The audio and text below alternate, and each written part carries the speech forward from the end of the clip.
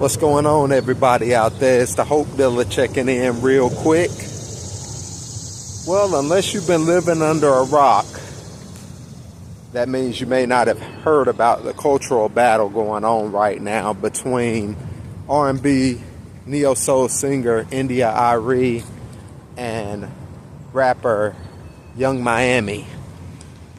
This is regarding a summer anthem that Young Miami has recently made called Spin That. So let's get into it, y'all. Let's get into it. So from my perspective, when I look at what's going on right now in the culture, there are many different facets to this, right? You have one side that is really homing in on it's just music. It's don't take it too seriously. It's just music. It's fun music. It's a summer anthem about spending money, scamming, and other types of behavior. You have that on one side. Then you have the other side that is about black culture when it comes to setting a good example for how black women should be, setting a good example for the culture in general, as far as how we should walk and talk and dress. So I wanted to lay that out there, and I want to first and foremost start out by saying, when it comes to India Arie and her comments, India Arie, well, actually, let me back up for a second. Before I even get into her comments, let me just say this.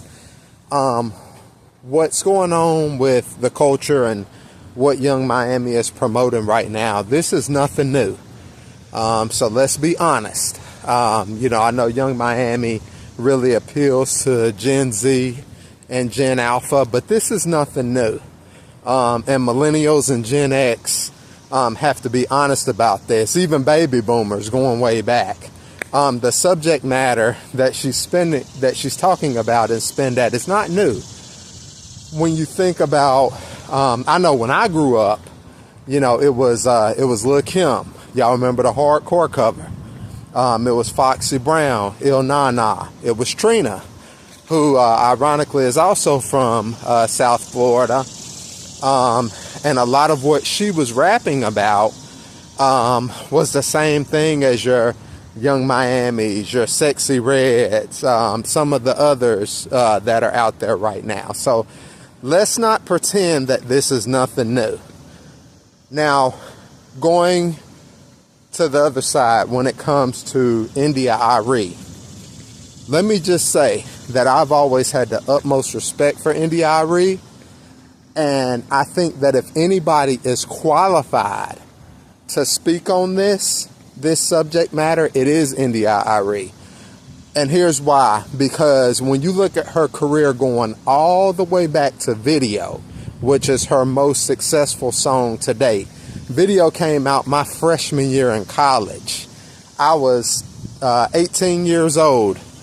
I'm now 42 years old, y'all. What does that mean? That means that India Arie's consistency of lifting up black women and black culture, this is something that she's always done. So she's qualified to speak on this. And let me just say that when it comes to hip-hop culture, I understand summer anthems, right? It was just a couple of years ago, Kendrick Lamar's big summer anthem, They Not Like Us. There have been other summer anthems. I think about, some of the ones growing up. My Boo, 1995, summer anthem seemed like for years. But here's the thing. As a culture, I truly believe, especially for our young ladies, y'all, I'm a father. I have two beautiful daughters, and I've always tried to teach my daughters to respect themselves, to walk with dignity and class, right? And so as a father in black culture, although I understand summer anthems, I understand having fun, I understand young people, I understand all these things, there comes a point in time as a culture where we truly have to say that enough is enough, right? This isn't a self-righteous thing. This isn't a Bible thumper, I think I'm better than you. This is just the reality for me. Truly, God blessed us as a culture to overcome so much as a culture in being African American. And it really stirs my soul, not only to see songs like Spin That celebrate it, not only to see the popularity of them, but when you really think about the subject matter. And India Arie was right. In my opinion, she was absolutely right. Words have power. And as a matter of fact, that's not just my opinion. As a Christian, in my Bible, it talks about the power of words, right? And so we can't on one end say, oh, well, it's just music, it's just an anthem, don't take it too seriously. And then on the other side, you have people that's actually acting these things out, right? There have been recent TikTok videos showing people scamming black people. I know it's not just black people doing it. I understand that. However, from a cultural standpoint, when this is celebrated at Essence Fest, when this is celebrated, at Juneteenth celebrations, when this type of music like Spin That is celebrated on a wide scale, it is making it acceptable for black people to tie into the scamming, spamming, stealing culture. And that's a problem, y'all. And we can't say on one end that this person is racist, that person is racist, or the cops, or this or that, and not hold ourselves accountable for the type of music that we're making, that we're promoting. Y'all, I truly believe that as a black person, myself, we have the opportunity to make positive change for our community and for the world. But sometimes we got to get out of our own way and say, this is too far. This is wrong. And I want to proclaim that it is wrong.